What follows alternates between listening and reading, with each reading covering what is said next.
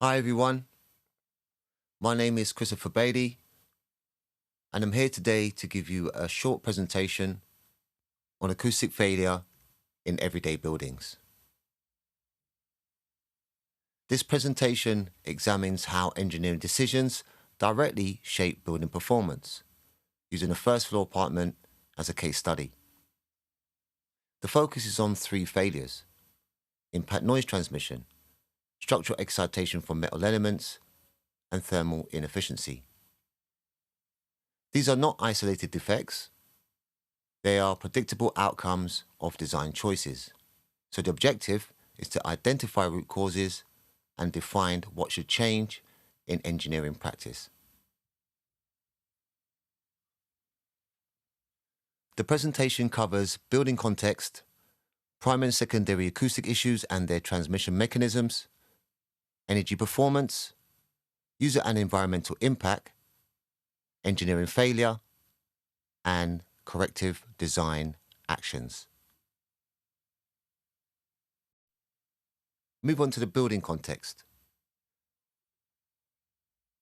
This assessment was based on a site survey and a subjective evaluation with no instrumented measurement made.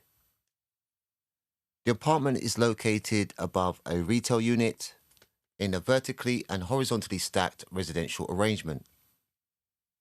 This introduces conflicting requirements between the commercial activity and the residential comfort. Construction appears lightweight, with structural continuity between the units, and this increases non-resistance to airborne and structure-borne transmission. And this leads us on to our primary issue, impact noise. And as you can see on the image, imagine children in activity, body fall, footsteps on the apartment above.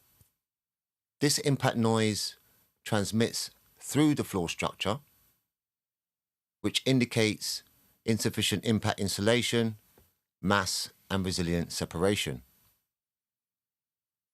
These conclusions can be derived from perceptibility of impulse events and structural vibration response.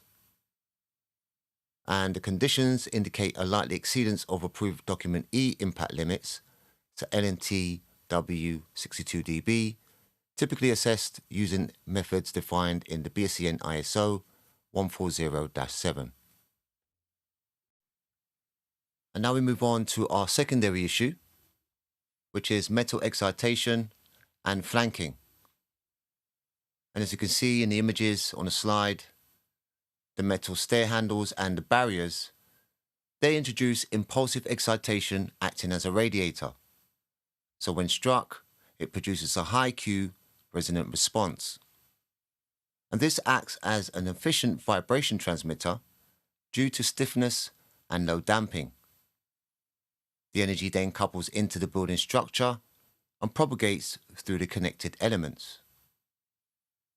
These flank paths distribute the energy across the building, and we look into this a little bit more on the next slide, but also aligns with the transmission behaviour described in the BSEN ISO 12354-1. Now we move into flanking paths, and these transmission mechanisms occur through direct and indirect pathways. As you see, the image on the left is a mock-up of the apartment in question. You have the red arrows indicating the flanking behaviour that's inferred from the audibility across junctions and tactile vibration in connected elements. So even if primary partitions perform adequately, rigid connections enable this vibration to propagate laterally, and this reduces the overall acoustic performance. And then we have energy and envelope failure. This is a system level failure where uncontrolled energy transfer moves across acoustic and thermal domains. Based on a site survey, there was an absence of the ISO 16283 measurement limits quantification. However, audible transmission and structural vibration indicated the dominant structure-borne paths. Thermal envelope shows insufficient isolation continuity and uncontrolled air infiltration, driving conductive and convective losses. And these failures stem from a lack of envelope control and separation.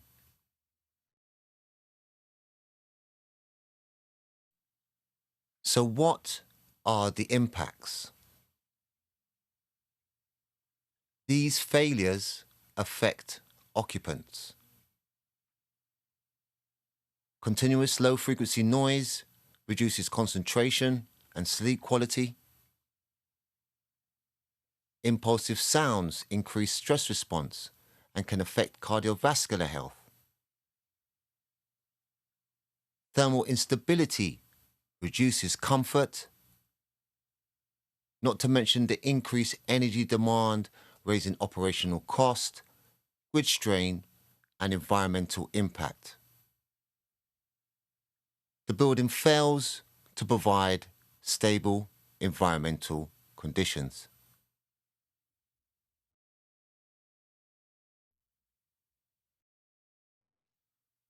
So what are the causes to these engineering failures, and what are the misdesign actions? Well, these issues may originate from design stage decisions. Insufficient mass in separating elements, no resilient detailing to interrupt the vibration paths, rigid structural connections enabling flanking transmission, and poorly specified building envelope. The measurement of ISO 16283 will be required to verify performance and quantify improvement post-intervention.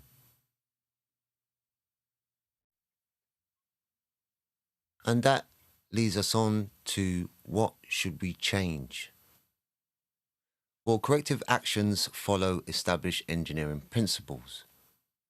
So increase mass in floors and partitions to reduce airborne transmission.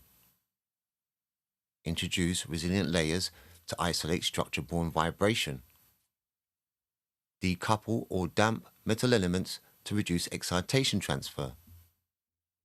And improve insulation continuity and air tightness to reduce heat loss. This all must be set at the design stage. And that's because retrofits can't restore separation.